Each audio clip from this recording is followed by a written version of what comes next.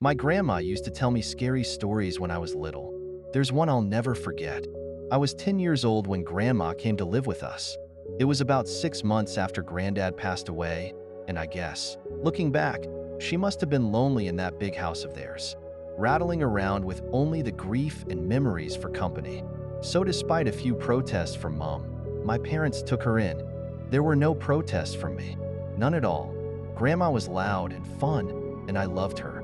She had an almost limitless supply of boiled sweets, and she'd always slip me a couple whenever she saw me.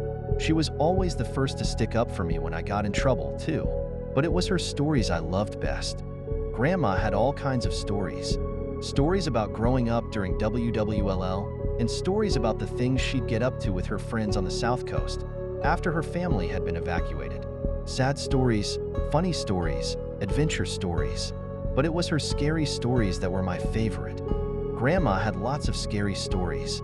She told me she dabbled in the occult when she was a teenager, trying out Ouija boards with her friends, tarot cards, fortune-telling, all that stuff. Most of the stories I'd laugh off or forget about not long after she was done telling them. But there were a couple that really did spook me a bit. I was only 10 at the time, you have to understand. And Grandma certainly knew how to bring the stories to life.